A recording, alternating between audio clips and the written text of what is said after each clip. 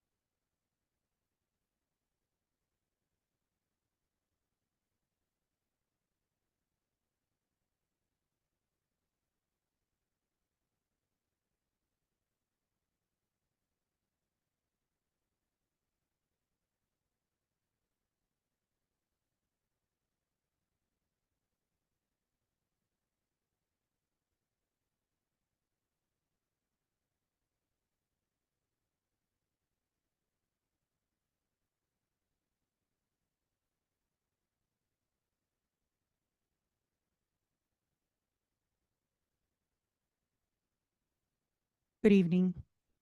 Let's start the meeting. Thank you all for being here, for your attendance. That's very important to me. Good evening and welcome to the Candidates Forum debate. My name is Gina Nguanzo. Many of you know me. For those that don't, I am the town clerk. I am the supervisor of elections as well. And I am a resident of 23 years, and I've been working for the town for 12 years.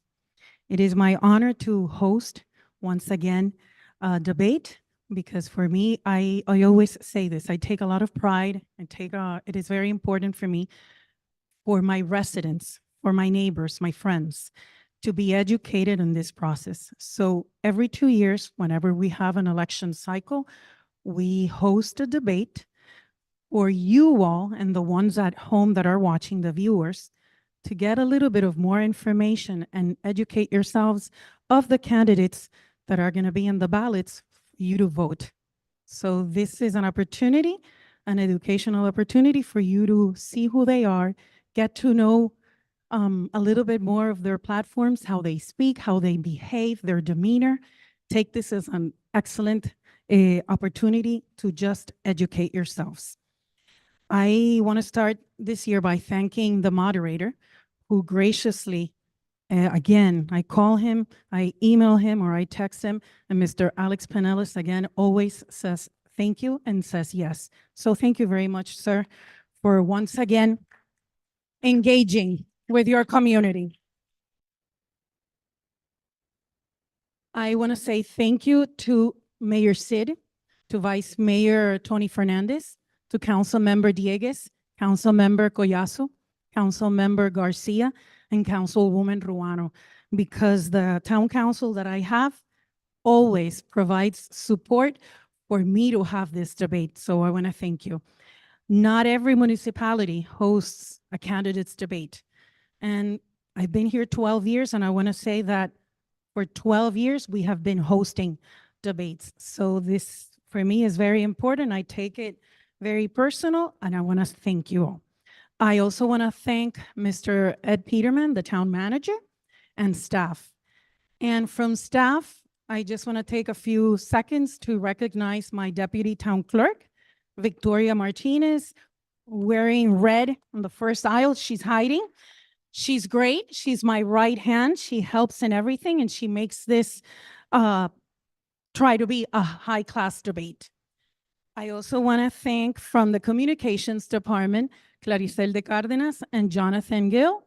They both helped with gathering some information and putting this event in social media. So they always help me, and thank you, both of you. And last but not least, Melissa Hernandez, who is the budget officer, and Kay Grant, who is the chief financial officer of our town, because I met with them several times. They did gather information for this forum to be a high class and for our moderator to be duly formed. So thank you. Thank you for trying to take this to another level. Last but not least, just a few points on the format and the questions that are going to be asked tonight by the moderator.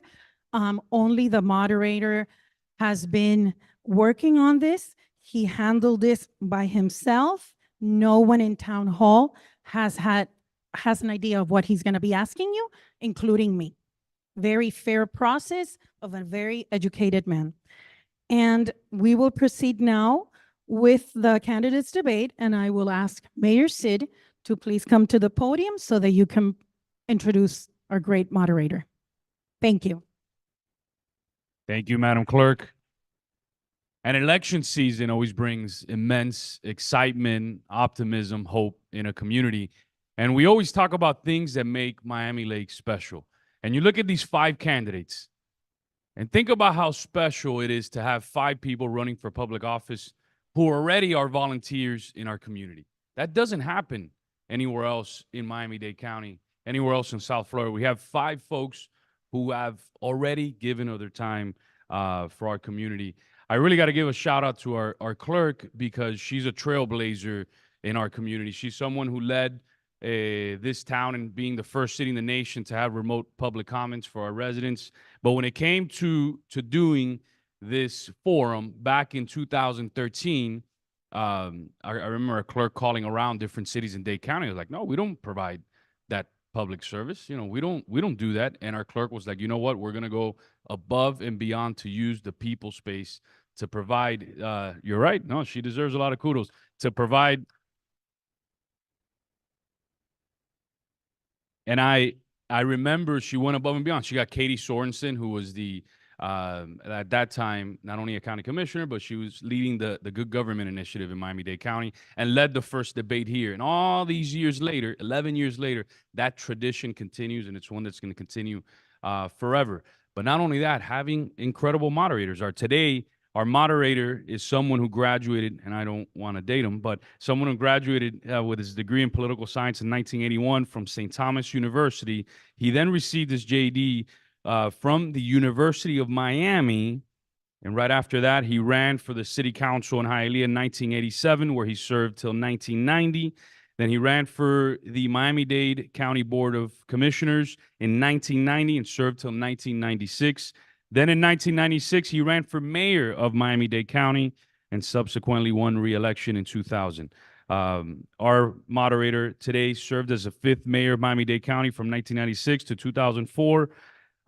He's a great family man. He's someone who's a man of great faith, a great public servant, an attorney, and more importantly, a resident of our community.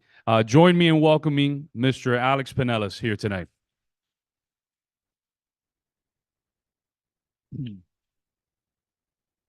Mayor, thank you very much for those kind words. And I too want to start by thanking you and your colleagues on the town council, the manager, Madam Clerk, and everyone here in the town for extending this very kind invitation.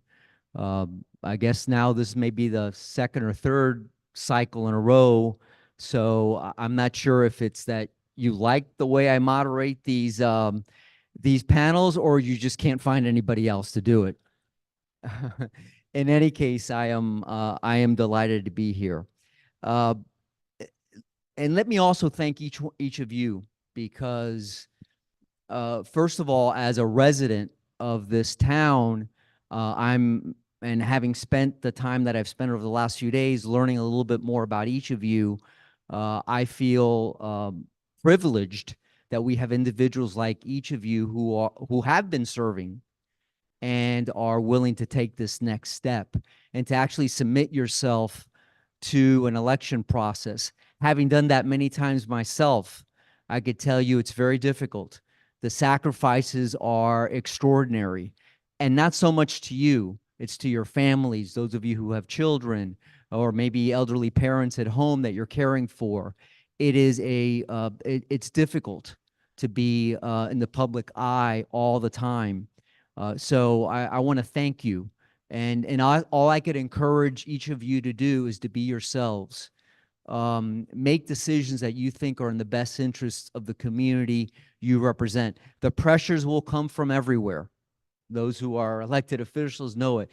The pressure comes from everywhere. At the end of the day, you've got to be able to sleep by yourself and lay on that bed knowing that you did the best possible for your community. There's never right or wrong answers in politics. It's just, the issue is, did you think it through? Did you analyze it? And did you come up with what you thought was the best solution? And that's all we could ask for as voters and as residents of the community. So tonight, this debate features the candidates for a special election that's going to take place on April 9th. And the special election is as a result of a resignation that occurred late last year in Group 6. So the winner of this panel, whether it's on the 9th or if there's a runoff, right? If no candidate gets 50 plus 1%, there will be a runoff on April 30th, I believe. That individual will serve the remainder of the term, which would be then November of 2026. Okay, so basically, these folks are running for a 2.5-year term. And today, that's exclusively what we're going to be covering. So with that, I want to welcome the candidates. And this will be one of the few opportunities that's okay to applaud. So Hector Abad, thank you for being here. Esther Colon.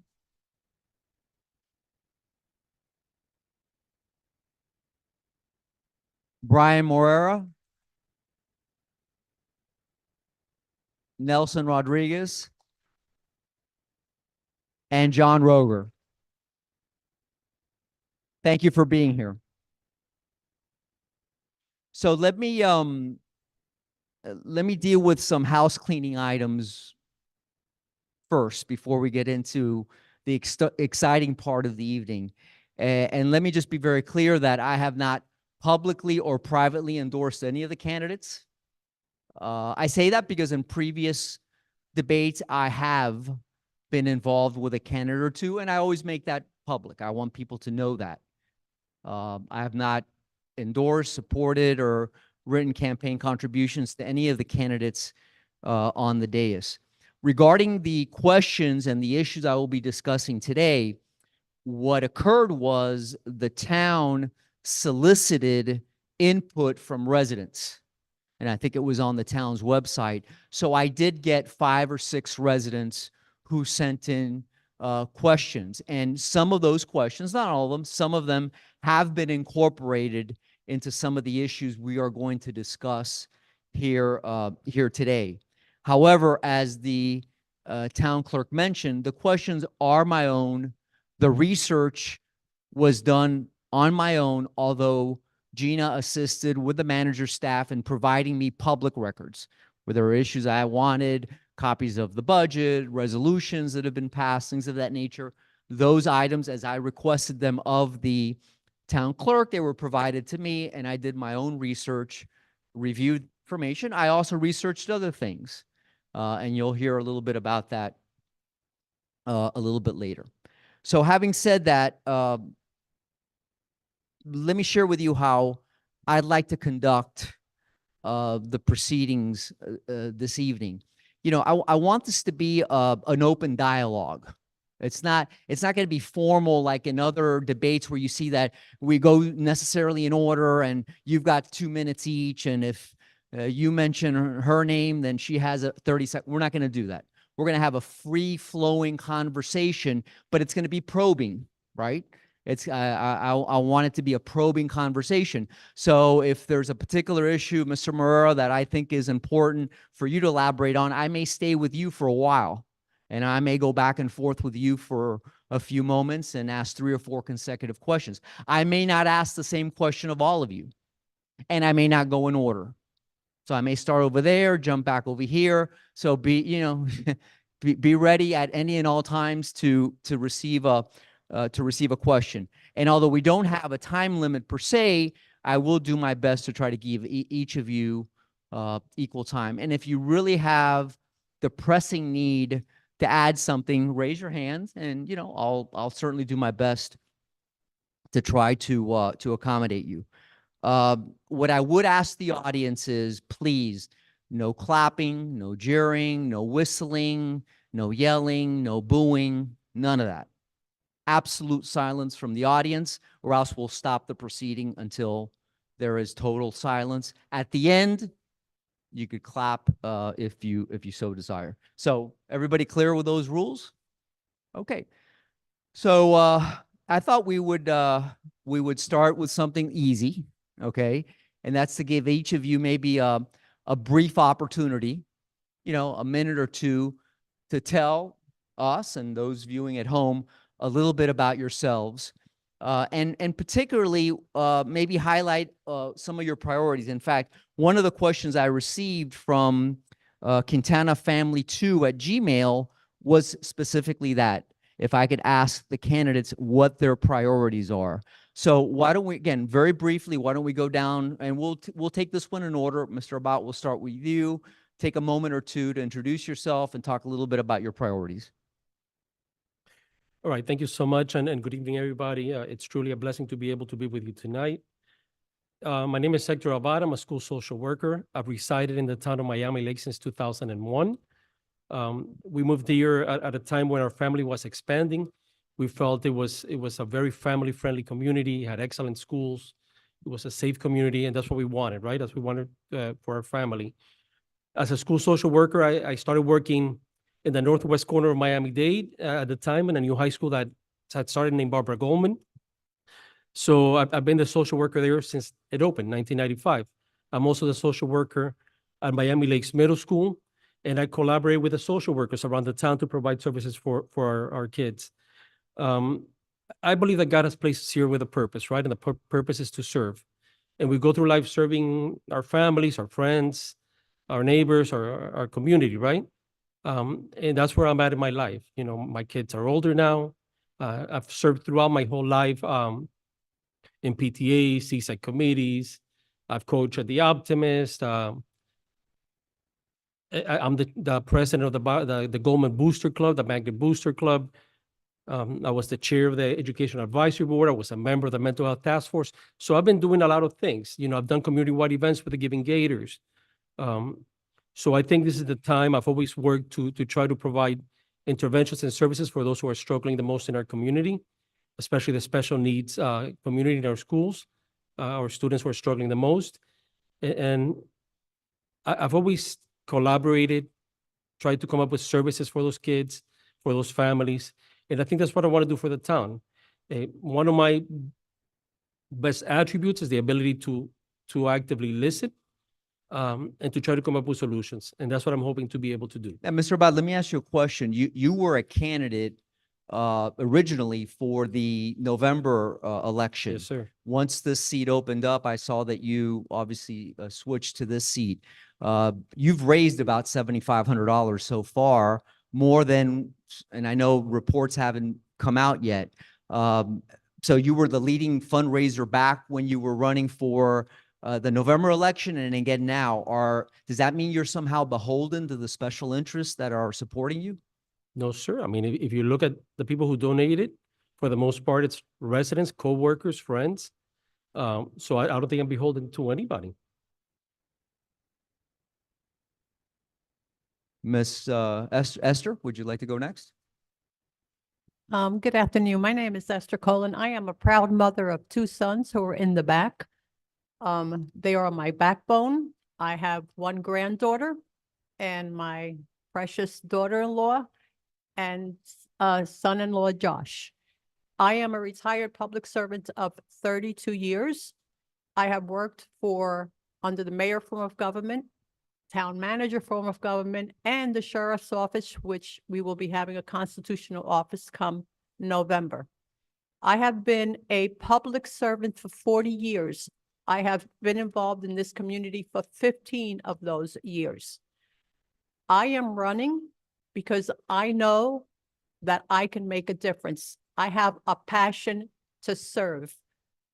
One of the critical issues that I believe that's one of the questions that the residents has is, I believe we have to get a hold of our budget. Last year, we had a surplus of over $5.3 million. Right now, that 5.3 dwindled down to 3.2. So fiscal accountability has to be measured. And we also need to fund our infrastructure fund. We currently have an unfunded infrastructure. We need to meet the needs of the community, and we have to figure out how we can do it and live within our Ms. budget. Colon, let me ask you something. Yes, sir. In the questionnaire that was sent out by the Miami Laker recently, question 14 specifically, you said, quote, "Trust needs to be restored." Do you think the people of Miami Lakes, the town of Miami Lakes, have lost trust in its current leaders? Yes. Can I you have elaborate? Yes, sir. I have attended many meetings. You have a divided council. There has been lack of respect in this council. And when you sit in meetings, it's very upsetting to know that we elect individuals to do the work of the residents and that they can't even agree to disagree collegially. And they're representing us. This is our house. So how we're going to do it, we just have to work together. We can agree to disagree. We all have an independent voice, but you have to do what's good for the community. We'll come and back to serve that. the needs. We'll come back to that. Thank you, Mr. sir. Morera. Thank you, Mayor. My name is Bryan Morera. I'm 32 years old. I'm an attorney, a business owner. I'm running because I find that I'm a product of Miami Lakes. Not only am I a lifelong Laker, a lot of us can say that, but you know, I also have my entire family, most of whom are back here. My brother lives here. My parents live here. I live here. I've also established my own business here. When I decided to go off on my own and start my law firm, I decided to start it here. I decided that I wanted it to be proactive in taking care of the community that takes care of me, not only when I'm growing up, but now that I'm an adult and moving on into the world of business. My wife and I got married last year. We're looking forward to having our own children in the future. I want to make sure that I can raise them in the same safe, fiscally conservative town that I grew up in, not, an overdeveloped city of Doral type overdevelopment that we see has been getting pushed lately in this town. I believe that my experience as an attorney, my experience on the Blasting Advisory Board, as well as on the Neighborhood Improvement Committee, as well as my experience as president of my own HOA and serving to a smaller degree my other community, right, the one closer to home, gives me a skill set that allows me to not just listen to you, but to deliver results. And I think that that's what this town needs more than anything else. On that point, you had some very strong words to say on Facebook on February 28th, and I'm quoting you. Miami Lakes needs elected officials who remember they are chosen to serve the public, not the other way around. You go on to say, we need leaders who prioritize the needs of the community over their own egos and ambitions for higher office. Who were you referring to? I'm referring, frankly, to the entire town council, to the entire dais. There has been a infection of personality politics on this dais, cliques and groups. The people who are affected by the decisions that happen up here, these guys, they don't care about the cliques. They care about how that decision affects their pocketbook, how it affects their day-to-day life. And so when the decisions get made, they have to get made on the best interests of the community, not what group am I supporting. And when you refer to those who have ambitions for higher office, are you referring to Mayor Sid or to Council Member Dieguez or Fernandez who are running for mayor? Is that who you're referring to? All of the above. I've seen it not just with them, and obviously, the desire for higher office isn't on its own a bad thing, but I have seen that this dais does tend to be a springboard. And what I mean, or what I intend to emphasize with that is that's not over here. Over here, I have my own business. That's going to be my priority after this is over. I'm not intending to run for any other office or seeking that kind of ambition. Thank you. Talking about strong words, Mr. Rogger, and I'm going to get to Mr. Rodriguez in a moment. And I want you to talk a little bit about your background. But first, let me mention something you said yesterday on Facebook. It's pretty strong. And you were referring to your background, 20 years in the radio industry. And you state, what makes that, referring to your background, a good qualification for the job? You go on and say, rather than being in the corruption, I was the one shining light on the corruption. Are you suggesting there has been corruption here at Town Hall? Well, I think, Alex, thank you for the question. I think the biggest thing is that I don't think necessarily using the word corruption is correct for this town hall. I'm saying in general, I was saying this is the thing that you see in all government across, whether it's Florida, Missouri. But you're saying that is what makes you qualified for this job. For this job, yes, you of course. concerned with lack of transparency, corruption? 100%. Transparency has been the thing that I have been advocating for since I came to this town, because when I was young, I remember us going through classes in school. We were taught what's the most important thing about government, that it works for the people, by the people, that when you elect somebody, that person isn't going there to get a job like they're going to McDonald's. They're going there because they're representing the people in this community. And I remember very clearly when I was in one of these council meetings that Lewis was himself saying, God forbid we have a workshop for the people to learn a little bit about what we're doing. That struck me. And I never forgot that statement, because in my mind, yeah, we should be having workshops. We should be having tons of them. This is a government that is for the people. If they don't know what's going on, if they're waiting till the very last minute or the actual town council meeting to learn about what's going on, that's not fair to them. To be clear, you have no reason to believe there's actual corruption taking place here in the town of Miami Lakes. No, I don't believe there's any corruption taking place in the town of So Miami having Lakes. said that, share with us a little bit about yourself. Absolutely. Well, my name is John Rogger. I appreciate it. You got me good on that one. My name's John Rogger, and for many of you that might recognize, I came from the state of Missouri. I moved here with my children. Both of my children are special needs. They have autism. I myself am an autistic adult. And we came here, we sold everything we had, and we came here with the hopes of being able to give them a better life. In my old town, I lived at Lake of the Ozarks. It was a small town just like Miami Lakes. When I came to South Florida, I couldn't find a place that matched what I was used to until I found Miami Lakes, fell in love, and I said, I want to be a part of this community. And I did. When we joined the school across the street, we fought hard to make sure that the special needs school was built.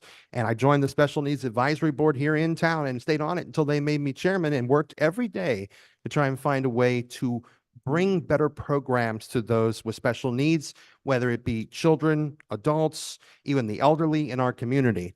And that goes back to my service that I've been doing since I was a kid. I was an Eagle Scout. I worked my way up through the ranks in the Boy Scouts to do that. And I've been involved with the church that I was a member of for many, many years, doing lots of those activities, going out and trying to help people with special needs or help people that were in need, doing stocking the food pantries. I've always tried to be involved in that. And then it got to radio. And in my radio career, I was at every council meeting in the different various cities across the Lake of the Ozarks, learning what they were doing, learning what they were up to. And when the corruption came out, we had it on the air. We made sure it was on the air. And that included corruption in the other media outlets reporting incorrectly. We always made sure we stuck to the facts and that the people knew what was happening. And that's what I want to bring to this place right here as well, to this dais. Thank you very much. Mr. Rodriguez, obviously you've served for 8 years on this dais, so we know a lot about your background. I think as you talk a little bit about your priorities, I think a lot of us would be interested in knowing what would you do differently the second time around? What regrets do you have from your first time in office, and what would you do differently? Thank you, Alex, and thank you all for coming out. Most of you know who I am, and I'll just give you a brief history so you understand how far back I go. So in 1998, I became the president of the Windmill Gate Homeowners Association. I was part of the Miami Lakes Civic Association before the town was even incorporated. From there, I became a PTA president of Miami Lakes K-8 and the chair of the Education Advisory Board here at the town. I ran for office in 2012, was reelected in 2016. And in 2020, I ran for state representative and lost in the primary. I've decided to come back to the council to hopefully bring some balance. What I've seen, Alex, is a dysfunctional council that cannot agree. It's a 3-3 and nothing's getting anywhere and nothing's going anywhere. And so for me, I see that it needs some balance, and I'm hoping to be able to mentor some of the new council members as they come on board. We're going to have 5 new council members by November of this year, potentially 5 new ones, and 2 with less than 4 years of experience on the council. So there's a lot of history in this town that I have, thanks to an old friend of mine who passed away, Sergio Campos, and you know his wife Miriam, who guided me through those years of my homeowners association and taught me a lot. If you knew Sergio bled Miami Lakes. And he taught me a lot, and that's what got me involved in these things. What would I do different? I don't know if I do much different. I hosted 2 traffic summits with all the agencies involved in the state of Florida, including DOT, Dade County, and brought everybody together. Transportation, the bus transportation, we brought everybody together to 2 different summits. The first summit, none of these state and local agencies had ever spoken to each other. They didn't have the plans. The Palmetto expansion, we worked very, very diligent on it, and it came out to an $80 million cost that nobody would foot to extend the Palmetto because of the gas line. Okay, so traffic was one of my initiatives, and I hope to continue that. It's gotten worse since I've left office. Blasting. Most of you have heard my story. I'm over $80,000 estimates right now to tear out my pool and redo my pool. So I'm hoping the legislation that's going into the state of Florida will be able to lower our blasting limits and code enforcement. I was part of the Civic Association before the town incorporated in 2000. I remember how hard our mayor, our founding mayor, Wayne Slayton, and that committee worked to bring code enforcement into Miami Lakes. We need to bring that back. There's a lot of junk and trash left on the street. I know Councilman Dieguez has worked diligently with the county to try to speed up that 2-week process of trash pickup. He even studied getting our own trash pickup for the town individually. And so I hope to bring some of that history and back to the council.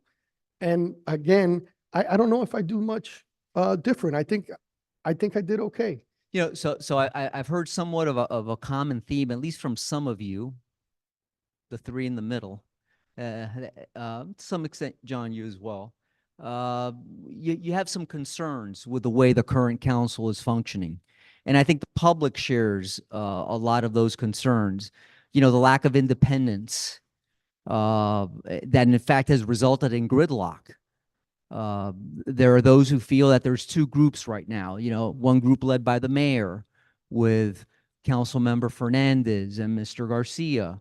And then there's another group led by Mr. Dieguez and Ms. Ruano, Mr. Collazo. And there's a concern that has really really stopped the council from progressing the way it should.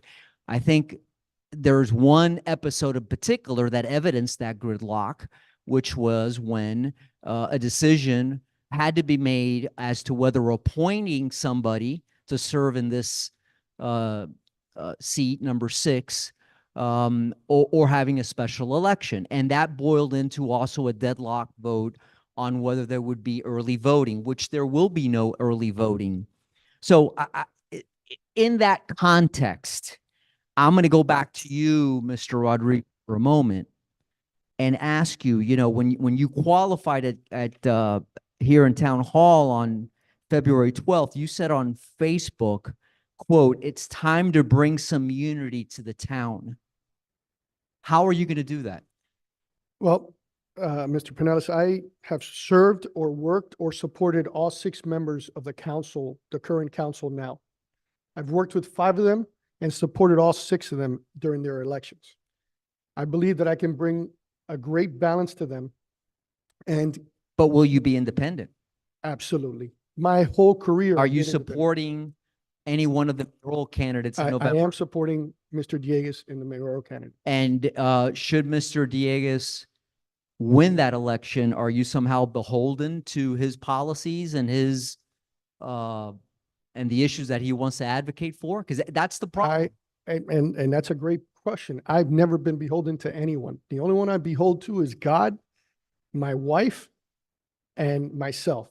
And by the way, I want to give credit to JP Garcia 1322 at Gmail, who's very interested in knowing from each of you who you support in the upcoming mayor's race. So as we go down the dais, I'll be asking that question. Mr. Abad, you mentioned in the Miami Laker, the questionnaire, that you had no endorsements in this race. Yet the perception from many in the community is that actually Mayor Sid is supporting you, and he's kind of the one that got you to throw your name in the ring. Would you like to address that issue?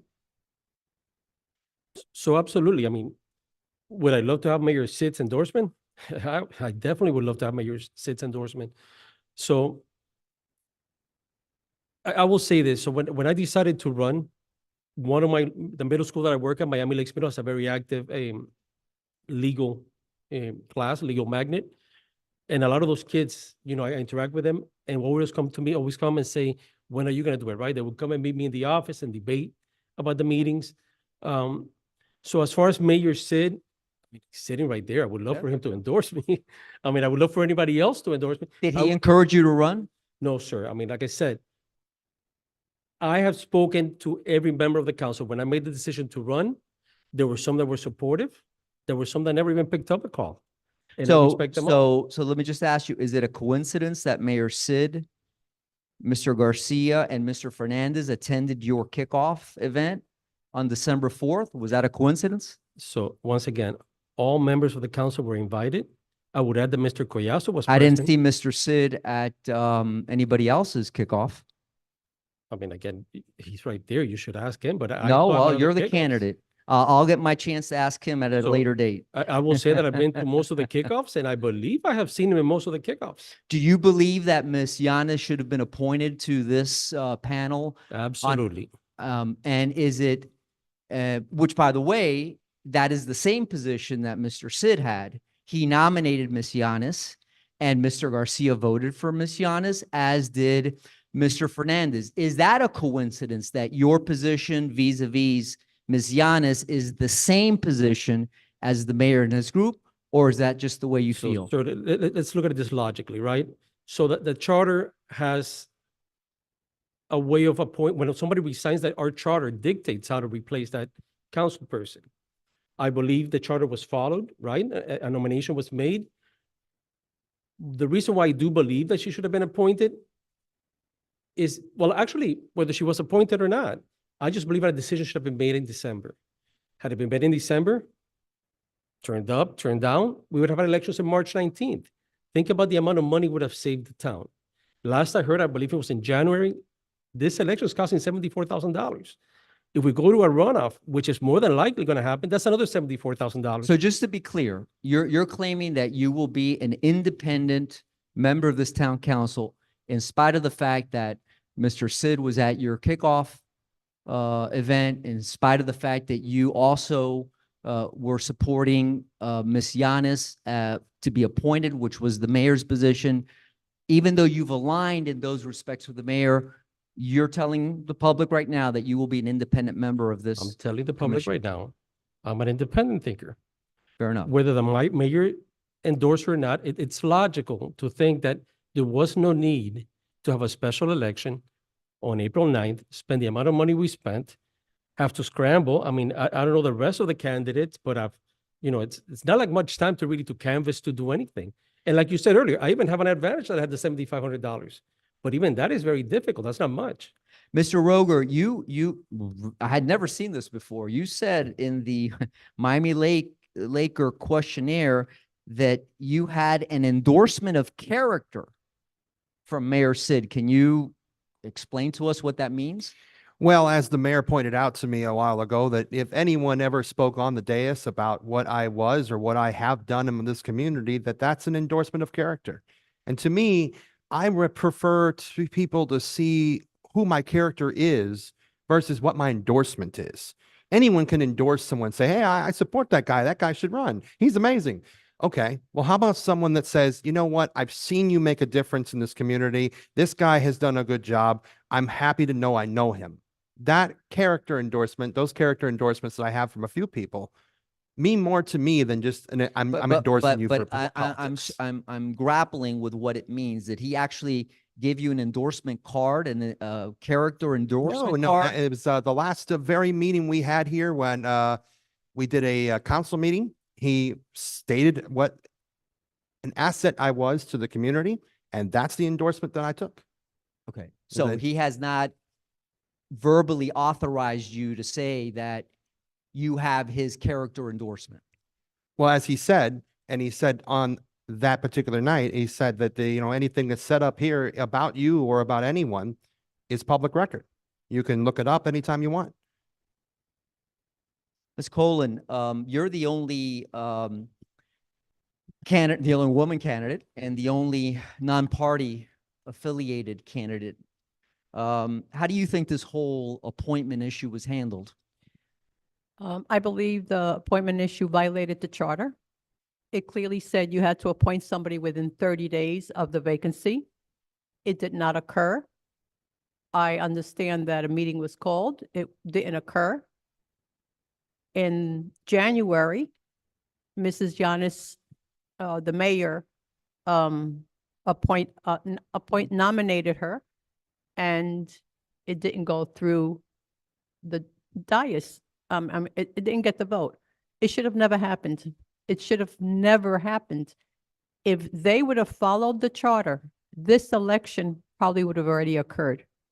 You cannot assume that the residents of this town don't know the charter.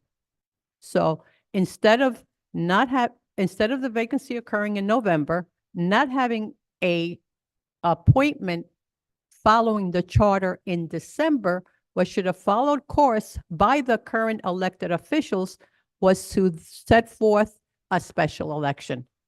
So And not leaving what's going leaving on your now. concerns with the charter aside for a moment, had you been sitting on this dais when that issue came up, would you have supported Ms. Yanis? No, What would your position have been regarding the early voting? I would have accepted early voting as suggested by the clerk of the court for 2 days. Who do you support in the town mayoral race, if anyone, I honorably support Mayor Danielle Cava. for the town race? For the town, I support no one at this time. Okay. Mr. Morera, you, in the same Miami Lakes questionnaire, you say, and these are your words, that you are blessed and honored to have the support and endorsement of council members Josh Diegues, Marilyn Ruano, and Luis Collazo. Are those endorsements still valid? They are still valid, and I could actually add, I've also been endorsed by Senator Rene Garcia, by school board member Robert Alonso, and by Representative Frank Mingo. All have direct ties to our town, all have had an impact on our residents. And I think while it's important that the endorsements aren't necessarily a direct reason in and of themselves to vote for a particular candidate, I think that it's a tool for the residents to use of, hey, here's a name that I know, here's a name that I trust, you know, let me, if this individual who I trust this other individual, then maybe I should also look at them. But Mr. Morera, doesn't that lend itself to to you kind of falling into one of these groups? The same issues we've been talking. You Absolutely. professed a few moments ago that you're going to be totally independent, but now you've listed all these political figures, some of which have been around for a long time. Are you now all of a sudden going to be beholden to them, and you're going to have to basically go along? And that's the problem that a lot of residents are talking about, right? Absolutely. Same politicians, same cliques, and nothing changes. Absolutely. It's a legitimate concern, frankly. But let me alleviate it. When I've spoken to these individuals, especially the ones who are current members of the council, in no uncertain words, I inform them that I am not beholden to anyone, as Councilman Rodriguez said. For me, my integrity, my ability to sleep peacefully at night, that's the number one thing. So when I make a decision, as I said earlier, it's based on what's in the best interest of the community. And although I do, you haven't asked me yet, but I'll just voluntarily say it, that I am supporting Josh, Mr. Diegues for mayor. However, if I got to vote against Josh, I will. That's just the reality of it. And you can also, and I know it's not a public record per se, but I'm happy to provide it if anyone wants it. The minutes of the meetings from Satori's board of directors are replete with evidence of me sometimes taking one side, sometimes taking another. And it's all about nuance. Ask me if I support the mayor's ability to make that appointment. The answer is yes. Ask me if I support the Well, let me ability ask of the you- town. Well, let me ask you, would you, had you been sitting on this dais, would you have voted in favor of Ms. Yanis's appointment? Absolutely not, because I've never heard of her. I So have again, no knowledge as to her. that answer falls in line with Diegues, And absolutely it Collazo, does. and Ruano. So Absolutely. we're seeing a pattern, right? We're seeing a pattern, Mr. Abad on one hand, you on the other, of kind of following the two groups that people are saying they don't want. But notice what I Is that said. fair? Notice, I don't think it is, because notice what I'm trying to say is, I think that the mayor had his right to make his appointment. I think that the council had its right to not approve that appointment. I'm a fan of the process. Oh, I no one's arguing that. We're just looking at the pattern of votes and Mhm. how you would have voted, and they do fall into a certain pattern. That's the reality. You're an attorney, and you look at those things. On early voting, where would you have stood with what the Department of Elections was recommending, or with what Mayor Sid was recommending, which was 2 weeks? Well, considering that the mayor's proposition gave us 0, I was in favor of what the Department of Elections said, which was 2 days. Which again is the position that Mr. Dieguez, Ms. Ruano, and Mr. Collazo were taking. And no, my understanding is that the mayor was proposing for 2 weeks. Anyway, But it resulted in zero. let's Results move matter. on. We have more. And I want to get into some of the monetary issues that impact the town of Miami Lakes, because obviously that's a responsibility that each of you will have. Now, fortunately or unfortunately, you will inherit, whichever one of you is elected, you will inherit until sometime in September, technically up until October 1, the previous budget that was recommended or approved by the town council. So let me start there.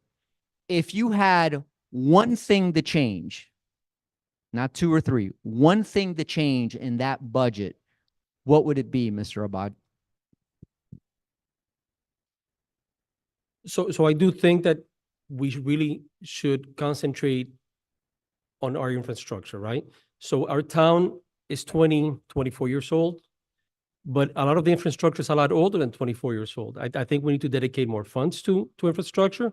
I personally, like 2 years ago, tripped on a sidewalk and it wasn't a fun experience. It was an uneven sidewalk. So I think we need to pay more attention to that. You know, our infrastructure So is aging. infrastructure, more of an Absolutely. investment is what you're saying? Absolutely. Ms. Colon? I would have found the funds within the surplus to fund the infrastructure sinking fund, which is currently unfunded. Mr. Morera?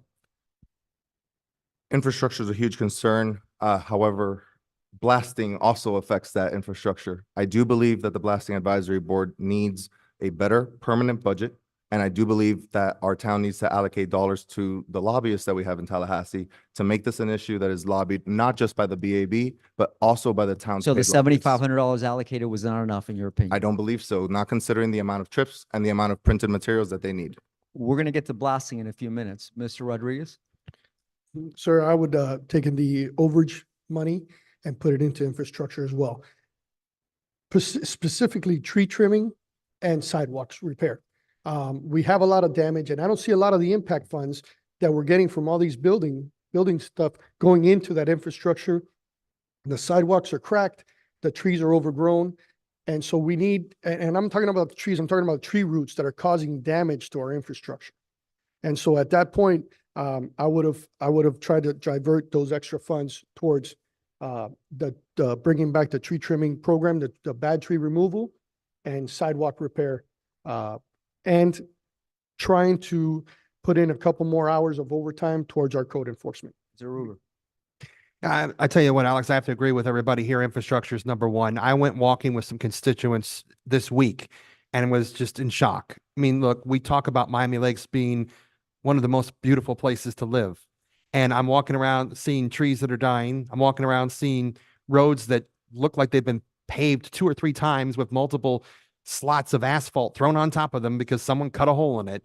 And you're tripping and falling all over the place. That stuff should be priority. When we're talking about growing beautifully, that's our slogan. How can we grow beautifully if we're not focusing on our infrastructure? Now, you could get some of that money out of the surplus we have, but you could also start working on grants. There's grant opportunities out there. I've seen it when I was at Lake of the Ozarks. There were places down there, there were cities down there like the city of Warsaw that helped fix half their town with grants. That can save us money to do more of our infrastructure, and we should be doing that. So as you all know, the town council ultimately approved a rollback tax rate. Fernando Eria 01@gmail.com wrote to me, he said, quote, "While individual savings are important, concerns exist about potential cuts to essential town services due to reduced revenue." In just a few words, was the town council correct in approving the rollback rate? Or, as others would suggest, was this more of a political ploy because the mayor's running for county mayor and 2 council members are running for mayor of the town? Mr. Morera? Thank you, Mayor. I actually do believe it was the right decision in this particular instance. We're facing. Well, the- let's not elaborate yet. We're Okay. going to in a moment. Mr. Rodriguez? I think the council made a mistake. Mr. Ruger? I think it was the right decision. Ms. Colon? Correct decision. Mr. Abad, I also believe it was the right decision. that it was the right decision? Sure. Now, it's interesting, Mr. Abad, that you would say it was the right decision, because again, in the Miami Laker, you expressed concerns and Right. you said, your words, not mine, that you were concerned that the rollback may negatively impact future budgets. What did you mean by that? And how do you reconcile it So. with your ab- position now that the rollback was the right thing So to do? absolutely my word. So if you look at the surplus, so over the last few years, it seems that the council seems to have record amounts of surpluses, right? It seems to be more and more in every year. So I believe they did make a prudent decision to put the money back where it's most needed, which is the residents, our people's in our pockets, right? In the residents' pockets. So my concern is that the budget, obviously a yearly exercise, and we need to face the financial realities of the time. We have record surpluses now, but if we cut it way too low and something happens, to the real estate values in our town, how will we pay for those services? Are we Okay, gonna but which raise is it? taxes? Are You- we gonna get into debt? Are we gonna cut services? I understand, but which is it? You supported you're saying you No, no, support the rollback. So I support the rollback as it stands. Of course, the money should be in the residents' pockets.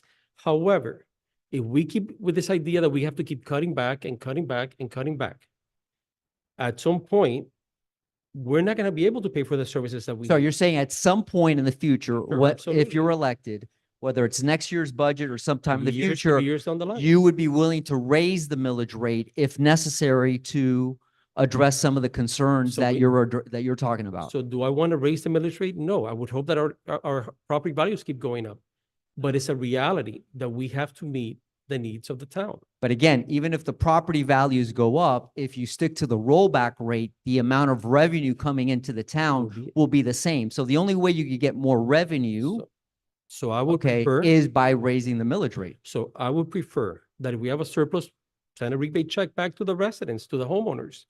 But we need to have the funds in case of an emergency. Now, one of the casualties of the rollback rate, Mr. Abad, was the cost of living adjustment for employees. It was slashed from 5% to 2.5%. Is it worth risking the welfare of town employees and their families in order to adopt a rollback rate? So again, that is one of the dangers, right? So I don't think look, we need to protect our employees. They're the lifeline of the town. They're the ones that keep the town going. It's not the council. It's the employees who work every day. So I would have preferred that they get their whole COLA, but look, the council, that was their decision. I would have. No, not I supported understand it. it's their I would not decision. have supported it. I'm But it- asking you. Right, so maybe instead of 2.07, we could have done 2.50. All I'm saying is, we need to be able to protect our employees. We need to be able to provide the services that the town requires. I mean, we all moved into this town expecting a certain amount of services.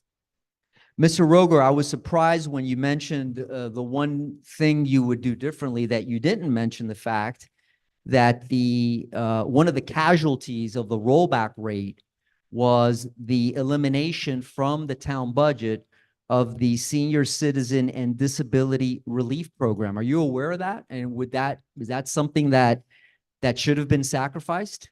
No, it shouldn't have been. I was aware of it. Shouldn't have been sacrificed. Though I don't think that there's a need to sacrifice things that are actually working in the community.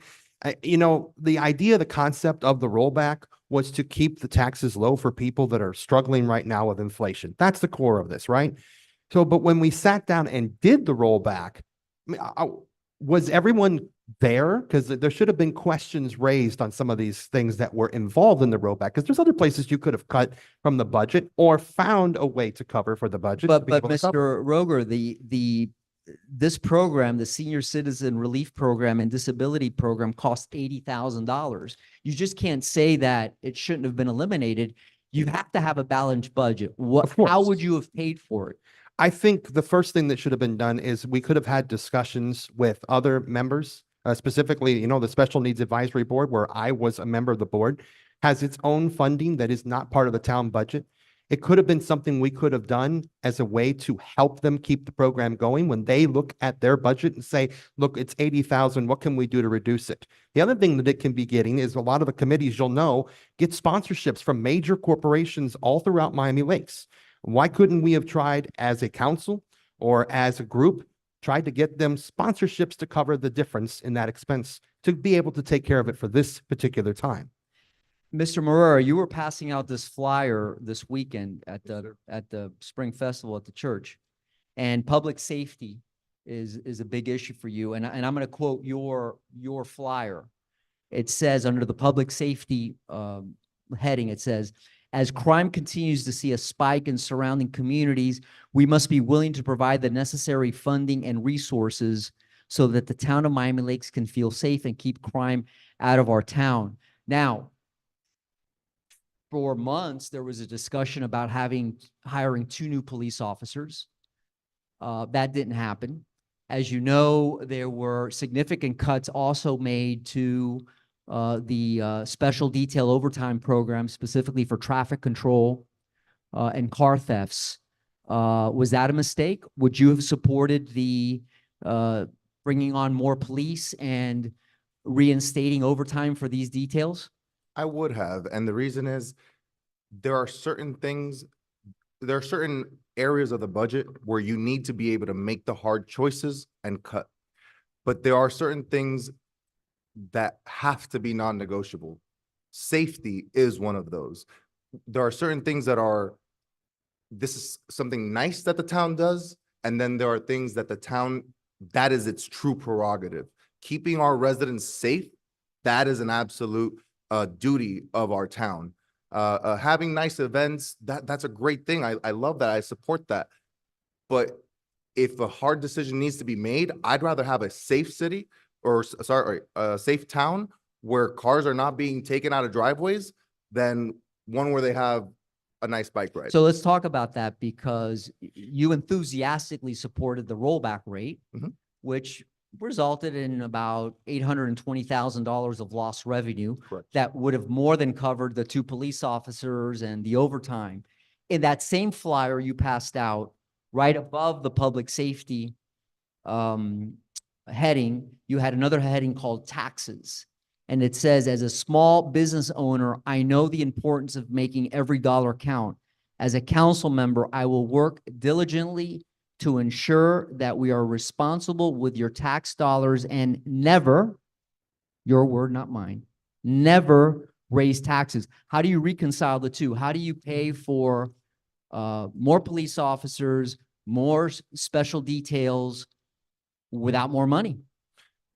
It's actually a lot simpler than it sounds. Okay, tell me, because I tried to figure streamline. out for 20 years. I'm trying to I'm trying to bring a business mindset to our town. Okay. Like I said, I am my own business.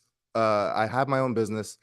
If I overinflate my budget in my business, I go bankrupt. We don't get bailouts. We don't get assistance from the government, from a higher form of government. You go bankrupt. This town needs to tighten its belt. It needs to prioritize what needs to be prioritized. At the beginning, by the way, that one of the people who sent you a direct question to you asked what our priorities are. I never got to mention mine. They are taxes, keeping them low, blasting, public safety, and beautification. So we are hitting on those issues. I think that too often we want to have the cake and eat it too. And we need leaders who are willing to make the difficult choice. And if cuts need to be made, they will be made. I'm a huge proponent of finding sources of revenue outside of ad valorem taxation. You can create good relationships with the local business community as well as with bigger businesses to sponsor for sponsorship rights, for naming rights, land leases, etc. All forms of generating revenue that don't dig into your pocketbook. Mr. Rodriguez, you were pretty emphatic in saying that you felt it was a mistake for the town to adopt the rollback rate. That's consistent with the statements you've made in the Miami Laker. Quite frankly, it's also consistent with the 8 budgets you voted for previously. None of those budgets that you voted for included the rollback rate. Can you share with us and with your colleagues here why you think it was a mistake? All right, so I did 8 years on the council and we kept the rate flat, not the rollback rate. Correct. Okay, so we kept the rate flat. Looking at the past 3 years and inflation, the way it's gone, saving an average of $80 a year per home, okay? That was the mistake of $800,000 eliminated, 2 police officer potential eliminated, police overtime eliminated, public safety was sacrificed as a political game to do the rollback, okay? That's my opinion. I believe that leaving it flat would have been the right thing to do. We don't have to raise it, although it's a concept that was put out there that it's raising because of 3% that built into the actual rollback. So at the end of the day, our budget, our tax ad valorem rate that comes in is $9.8 million, okay? And that's if we collect it all. Our police rate, our police budget alone is 10.2 million. So we're 114% police of the budget. Now, looking at that, everything else that the town pays for to finish the balance of the 54% or the 53% that's left over for the town to come up with to pay the salaries, to clean the parks, to do everything else, okay, comes from fees that the state yearly cuts.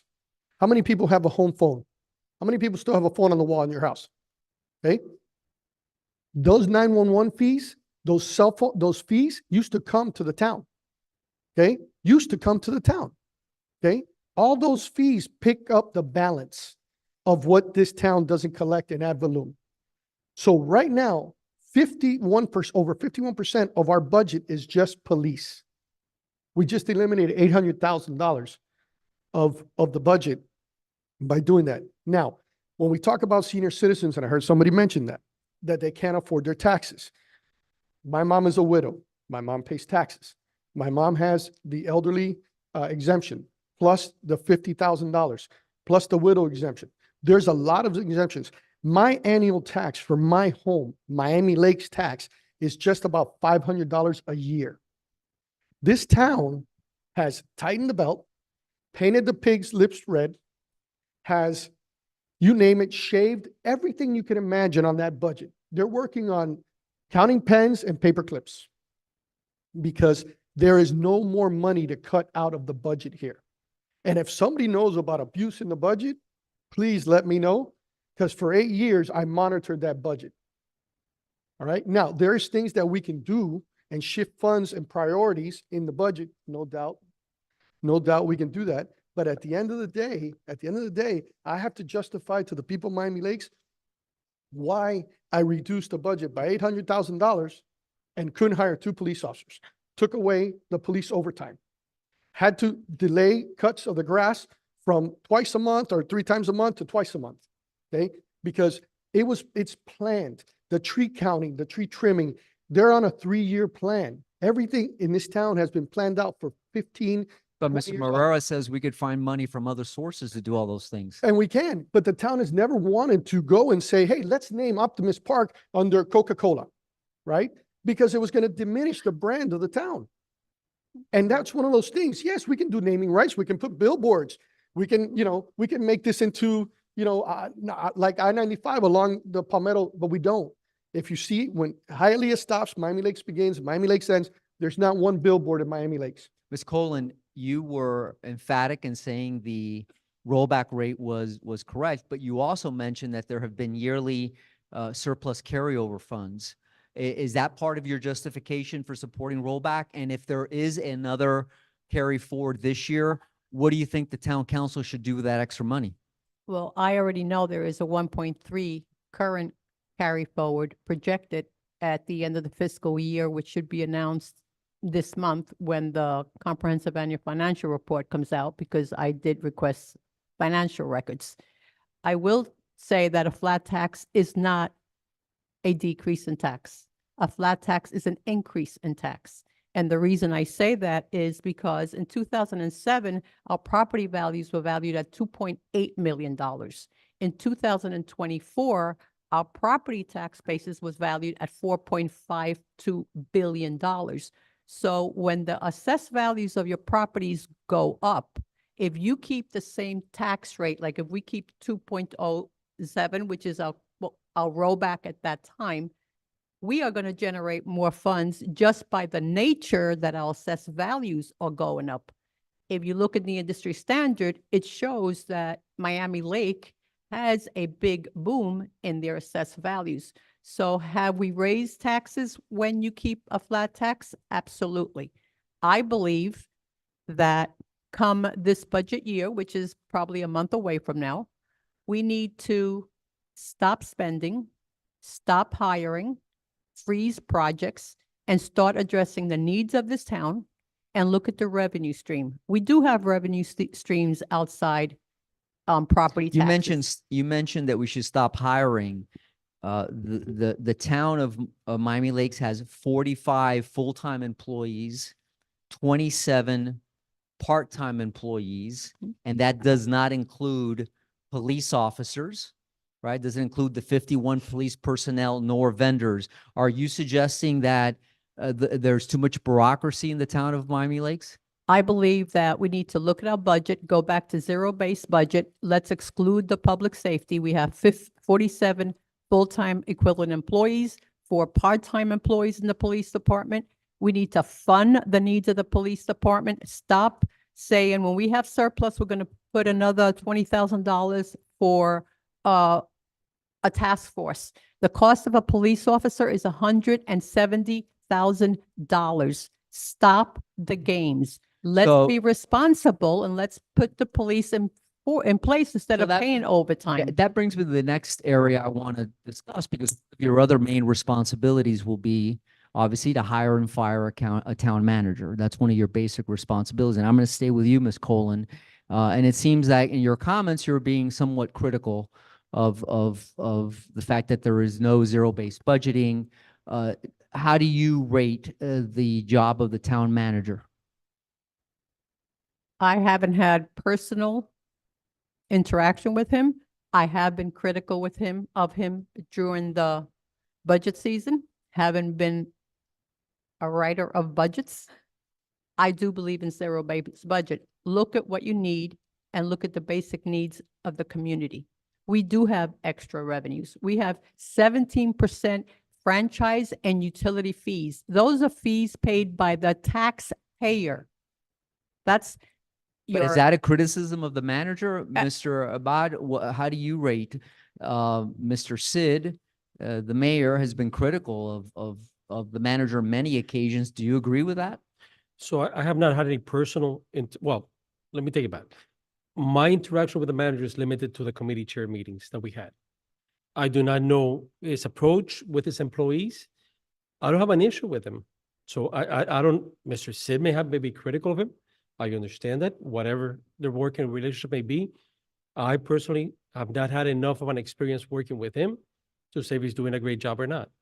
Mr. Rodriguez, in November, assuming you're elected now in April, in Yes, sir. November, you'll be part of relatively a brand new council, right? Yes, sir. Do you think that would be an appropriate time for the town council to undergo a full review of the manager? Although his contract doesn't expire till 2027, you will have a new mayor, you'll have basically a new council. Would you support a review committee or some sort of a process by which his performance is reviewed? I think that each council member needs to meet with the manager, get to know him, get to understand his concepts and his management skills. Now, I will tell you, I was a no for Mr. Peterman when he first was hired. You were what? I'm sorry? I was a no. Peterman. I've known Mr. Peterman for 38 years. He worked with my brother and the firefighters that were here supporting Mr. Peterman. And I went against that at the time because I thought we had a better manager at the time to hire. It was the will of the council, 6-2, to hire Mr. Peterman. And to have unanimity with my colleagues, I went ahead and changed my vote to a yes. After working with Mr. Peterman and getting to see the type of person he was, I knew him personally. I didn't know him as a businessman. I got to see how he treats the employees. I got to see the interaction that he did day to day in town hall. I think that all of our employees are working with 2 or 3 different hats. And when I say 2 or 3 different hats, they all have multiple titles. Okay. And that's not fair. So the 54 employees or the 45 full-time employees that we have are here sometimes till 10, 11 o'clock for no extra money. And so they've dedicated to this town. At the end of the day, each council member has to make a decision on whether they're okay with the manager and if they want to go through and try to hire a new manager. I'm very happy with the way Mr. Peterman is running the town now. Again, I didn't know Mr. Peterman as a professional manager until I worked with him here in the town, and I've seen Well, let me ask Mr. Morera, because, you know, you seem like you want to shake things up here a little bit. So you can't be happy with a lot of the stuff you see coming from the manager's office, are you? I believe that just about every area of not just government, but private life as well can be streamlined somehow. It can be made more efficient. I have experience doing that, not only in my own business, but also in Satori, where I was the president of the association. I had experience there replacing the security company, our largest vendor, the landscaping company, and yes, also the management company. I'm not going to tell you right now that I want to replace the manager or not, because I don't know, because although I know him personally, he's been a very kind gentleman to me. I have nothing good or bad to say about performance. And I think that the people need to understand that part, that they're going to get a leader in me who is not going to jump to a conclusion, is not going to rush to a decision, but is going to inform themselves of the issue and render a wise judgment, not a rushed one. Fair enough. Mr. Rogger? Thanks, Alex. I tell you what, here's what I know. I spent several years being a manager of a team of people and as a news director. And I can tell you being a manager is a pain. It's difficult. You have to deal with everybody. And sometimes you're wearing multiple hats, and that is correct. And the one thing I know about Mr. Peterman from the work that I've done with him when it comes to the Special Needs Advisory Board is that man is overworked. He's running around doing 500 different things. Sometimes he can't even remember what he's doing. And I've said this to some of the constituents I've talked to as well. When I look around the town and I see things haven't gotten completed, my thought is we don't have a system in place here for everything to get done properly, like a Gantt chart, you know, the kind of thing you would learn in project management. Everything should have its own project chart, its own design, have a start date, completion date. But the town manager can't handle 500 projects at once.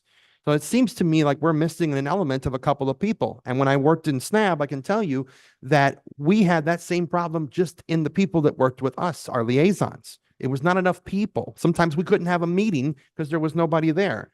So when we talk about, do we need more people in the town? I think we do, because these people shouldn't be working till 10 o'clock in the middle of the night, trying to make sure that what we're doing for the public is happening.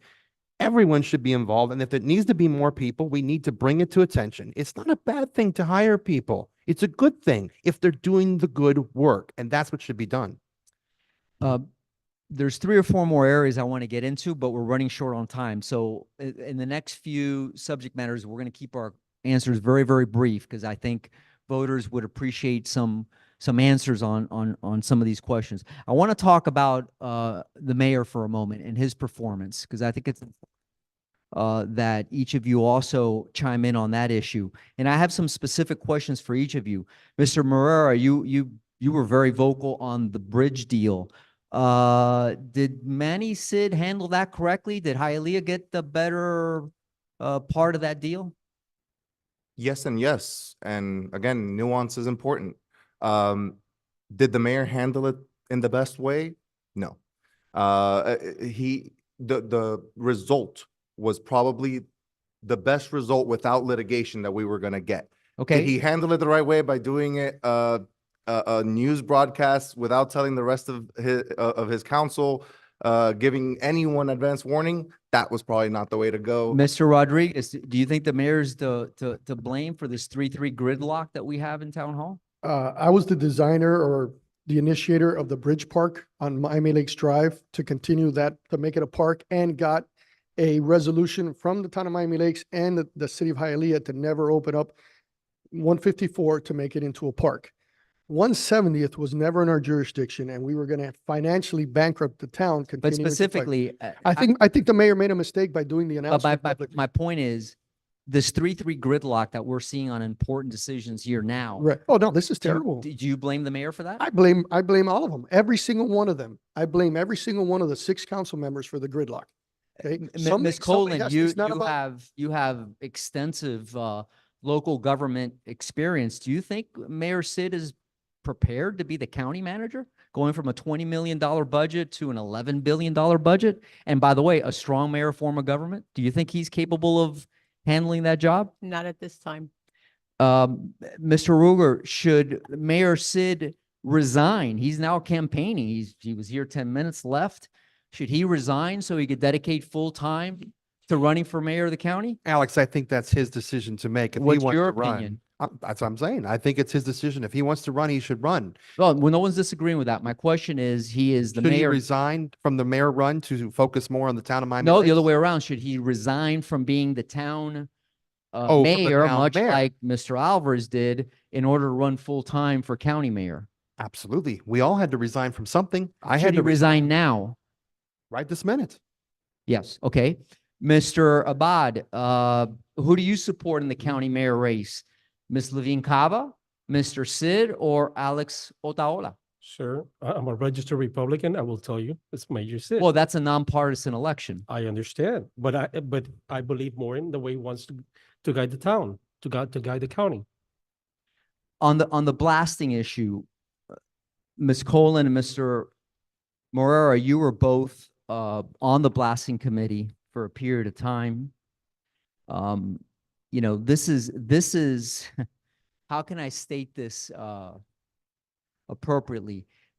I think this is the one issue that has lingered the most. And we elect new people every 2 years. We elect people to the legislature, to the state senate. We elect mayors, we elect county commissioners and town council members, and it's the same thing. I mean, I haven't seen a whole lot change.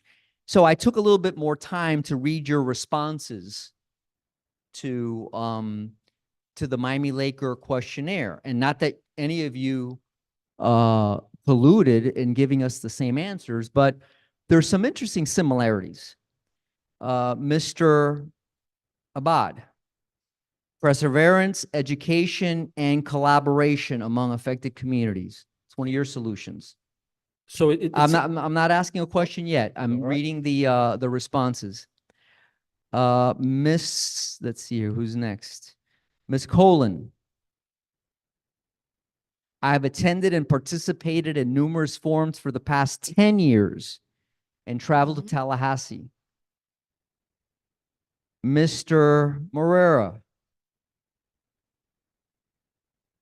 You want to allocate a budget for the blasting advisory board and make blasting issue a higher priority. Mr. Rodriguez, you've been advocating for blasting limits for 20 years, and you're mad as hell about your pool. That came out very clearly in the Yes. Mr. Rogger, your response. Negotiations. You have to treat Tallahassee with calm and professionalism. It's all about compromise. Folks, I'm not hearing much of anything. It's the same thing over and over and over, and we're in the exact same position.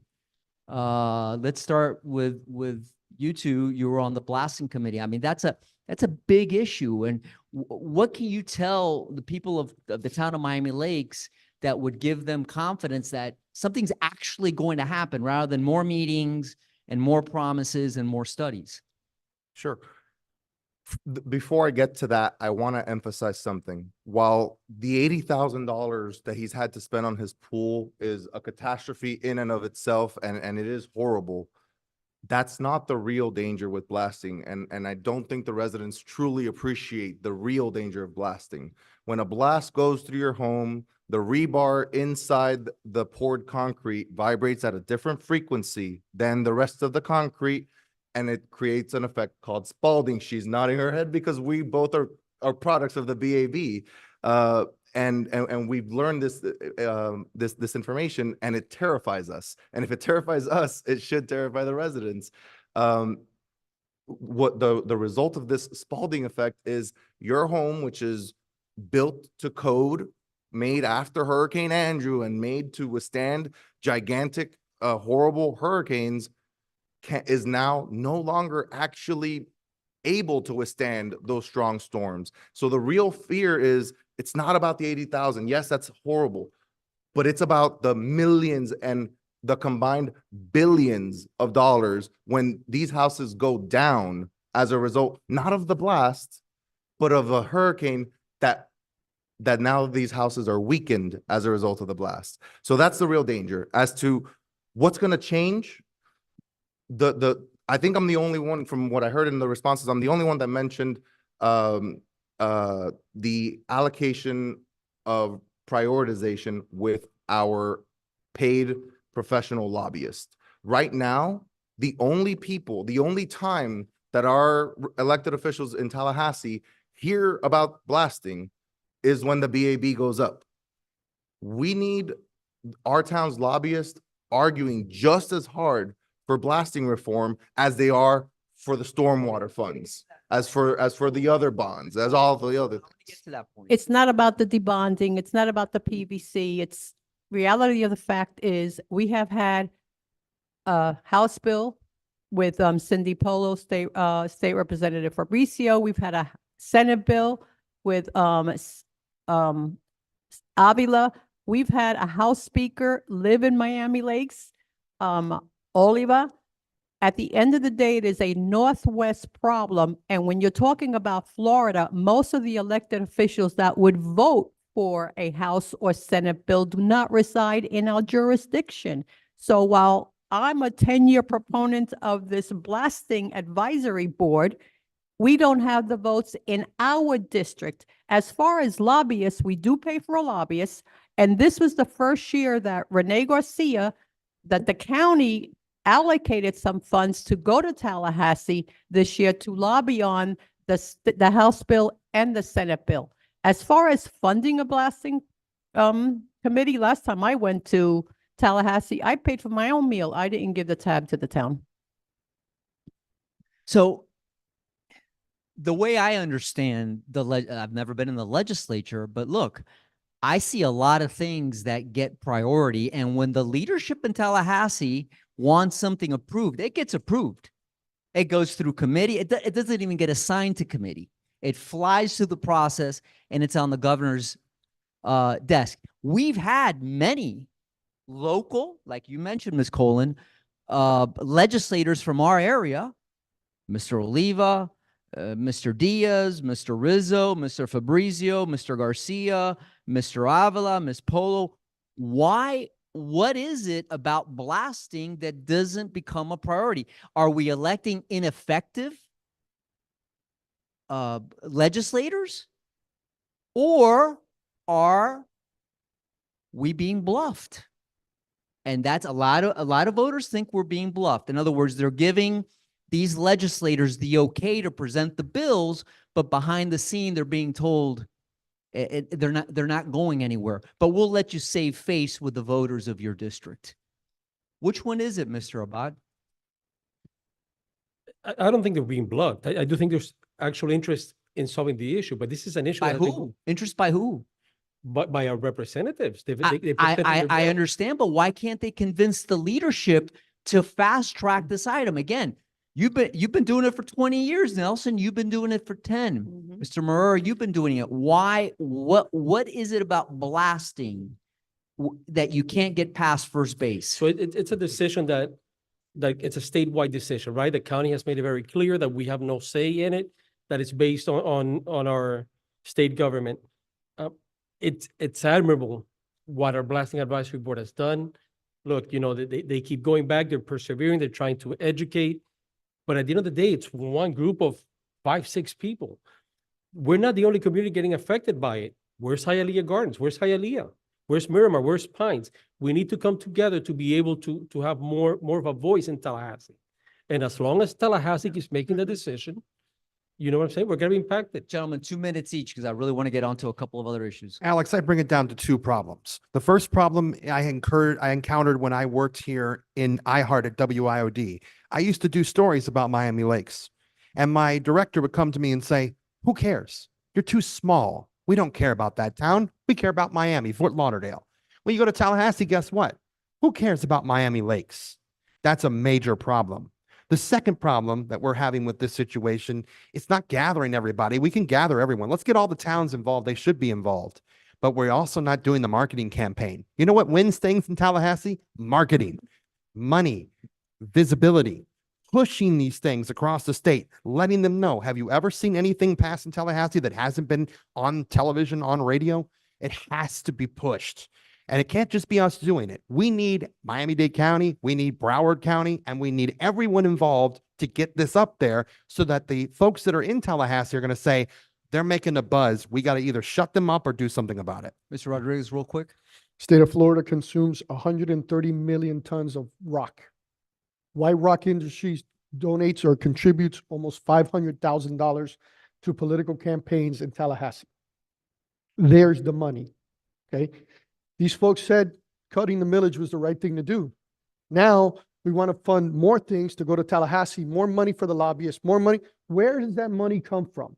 It has to come from the taxpayers. I was there when they moved the law, the blasting control from Dade County Fire to the state of Florida because of a lawsuit initiated here in Miami Lakes. I was there with the fire chief of Dade County at the time. Lorenzo, who is, Herminio is a great friend. But at the end of the day, it's all about dollars. We were in Tallahassee 7 or 8 years ago. We went to the committee chair that was in charge of blasting. We were told the committee chair was too busy and not there and couldn't speak to us. Some of us happened to be in the hallway and saw the committee chair walking out the door and out. That was the House side. Then we went to the Senate side. And the Senate chair told us flat out, we're not touching it. We're not touching it. The state of Florida is the largest buyer of rock. Any impact on that will impact the state budget. Now- And that all boils down to money. Mr. Rodriguez, let me stay with you regarding the Optimist Park. In your response to the Miami Laker, you stated that the park is open to all Miami-Dade County residents, meaning that the county needs to contribute to the project before making Miami Lakes residents carry this financial burden. Yet you were a very strong supporter of the bond 2 years ago. So how do you reconcile those two positions? I absolutely was. I was a very strong proponent. Unfortunately, we have this thing called inflation. And then we started to see prices go up. At that time, I wasn't aware and I wasn't notified, and I take the responsibility for that, that only 15% of the park users were actually Miami Lakes residents, leaving an 85% gap of non-residents using the parks that we own, that we had to pay towards it. After years of looking at it and being 4 years out from the council, I'm able to see the impact that that $25 million bond or that $50 million bond is going to put on our residents.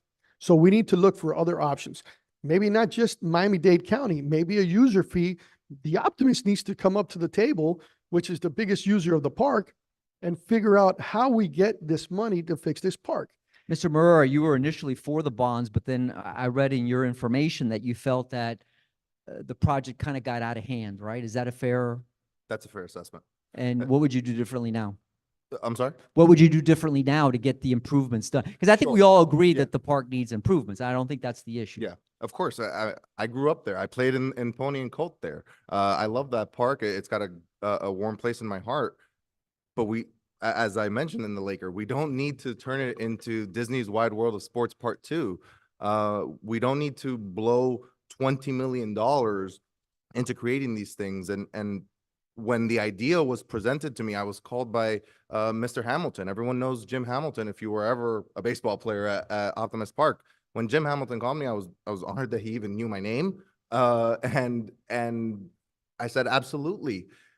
But I'm thinking along the lines of, we need better drainage. It just sprinkles and it's flooded.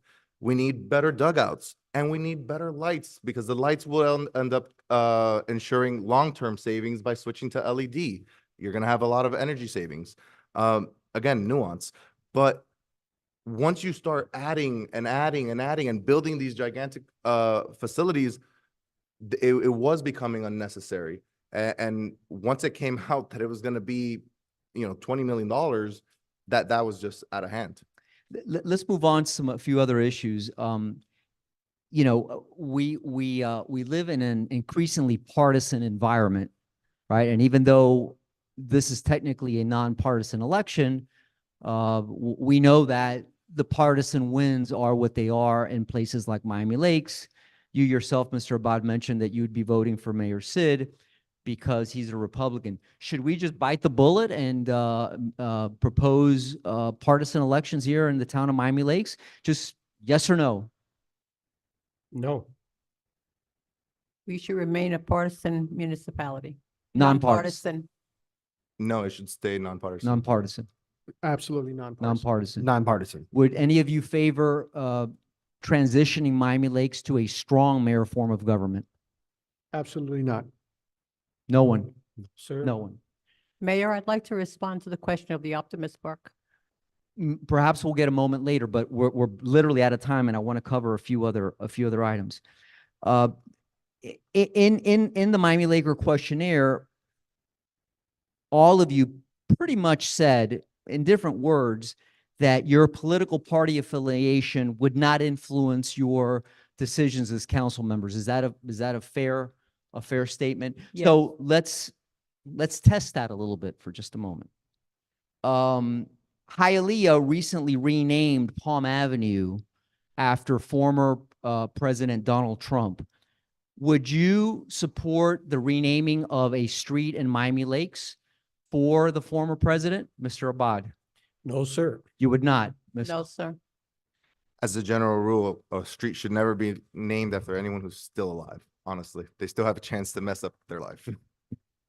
Mr. Rodriguez? I agree with Mr. Bryan here. I was opposed to naming streets after people that hadn't passed away, although there are some amazing people in this town that do deserve that acknowledgement, but I would not name it after a former president until this is not a local person, until that person passes.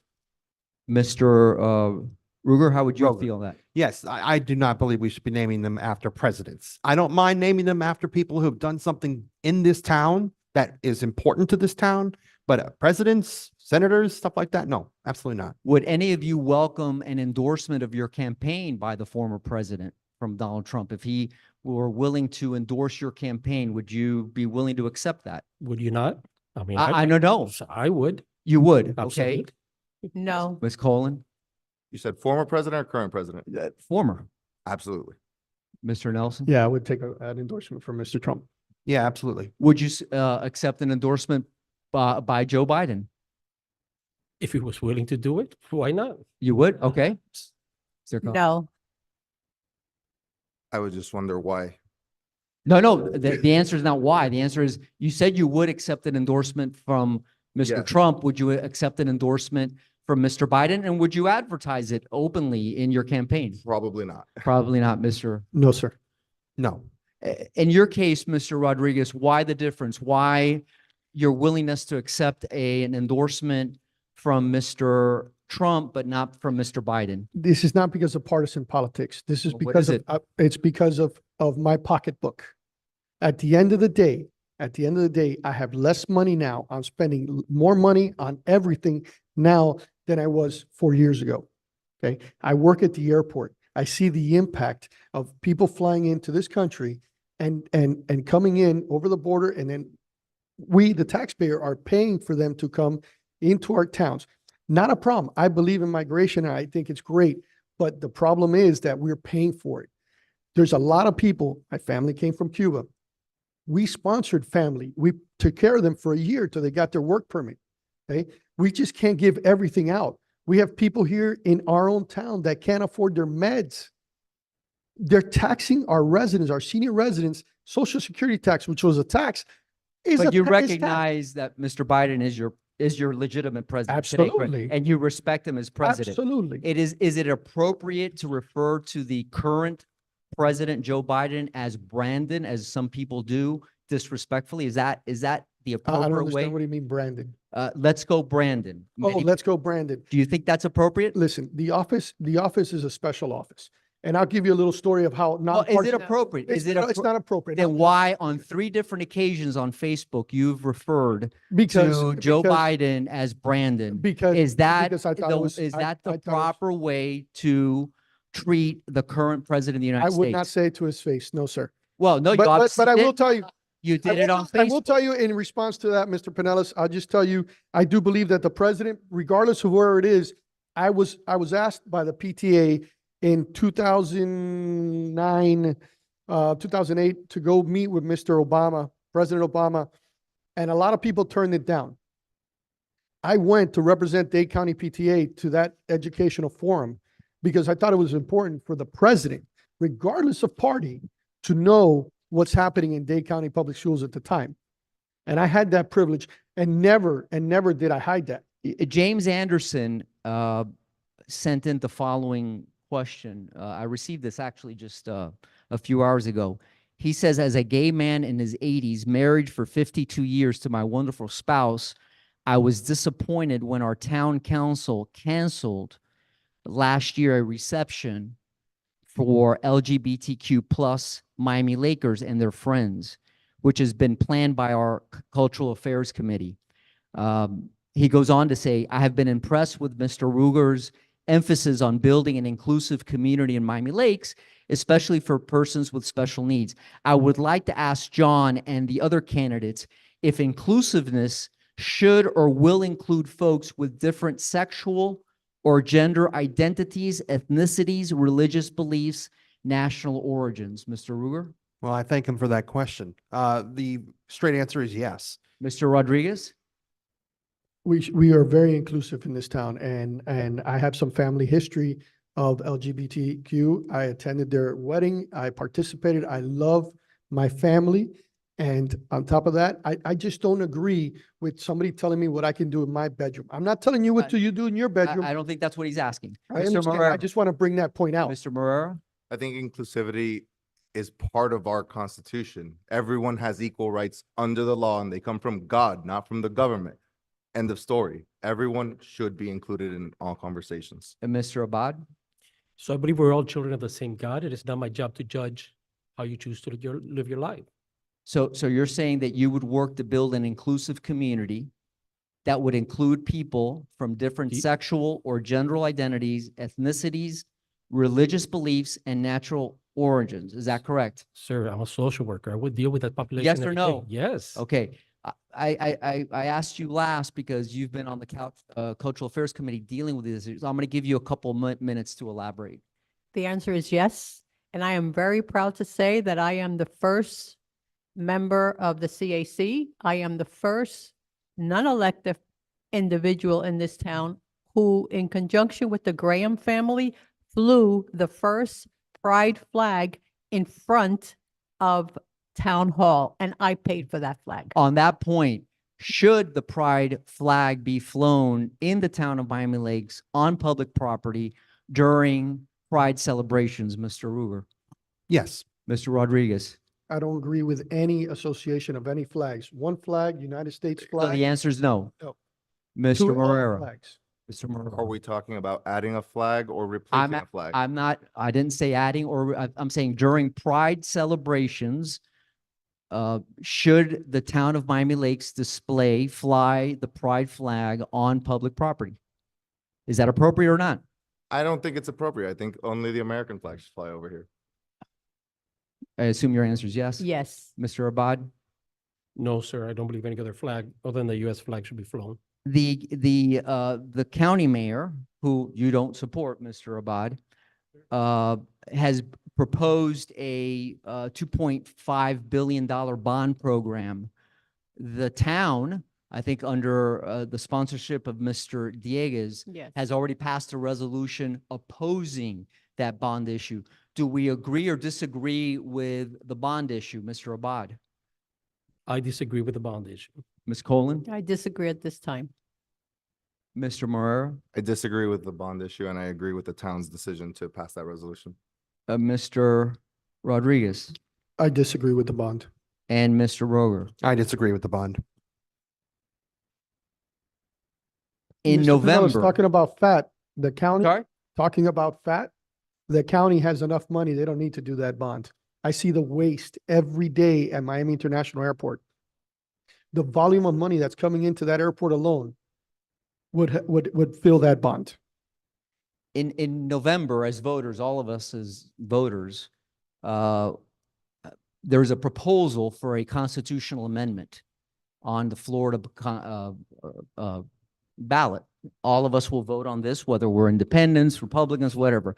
The ballot reads as follows: no law shall prohibit, penalize, delay, or restrict abortion before viability or when necessary to protect the patient's health as determined by the patient's healthcare provider. This amendment does not change the legislature's constitutional authority to require notification to a parent or guardian before a minor has an abortion. Would you support that amendment? Repeat that. Please repeat that. Sure. I mean, we've only collected 1 million signatures in the state of Florida on this, so it's quite public. I will repeat. In November, there is a proposed constitutional amendment amending the Constitution of the state, and that ballot reads as follows: no law shall prohibit, penalize, delay, or restrict abortion before viability or when necessary to protect the patient's health as determined by the patient's healthcare provider. This amendment does not change the legislature's constitutional authority to require notification to a parent or guardian before a minor has an abortion. What's the question on that? Do I support it? Do you support, are you for or against this amendment to the Florida Constitution? I'm for it. Mr. Rodriguez? It's a very delicate subject. Of course it is, but And I you believe. guys want to I- get I elected, would- right? I am pro-life, but I do respect a woman's right to her health care, and I do respect the right of parents knowing that if their child is pregnant and needs to have an abortion. And I don't agree with not, the limitation of not for your health. The woman's health has to come first. Mr. Morera, I would not support it. Ms. Colon, Yes, I would support it. Mr. Abad. I don't think I would support that. I believe the sanctity of life and it begins at conception. Okay, very good. Now, Mr. Last question, you answered already the question about the county mayor. You're supporting Mr. Sid. Ms. Colon, who are you supporting in the county mayor's race? Daniela Cobb. Mr. Morera? I've yet to make up my mind. We're damned if we do and damned if we don't. Fair enough. Mr. Rodriguez? I'm supporting our mayor, Sid. Mr. Rogger? Mr. Sin. Ladies and gentlemen, I think that great job. Give them a round of applause.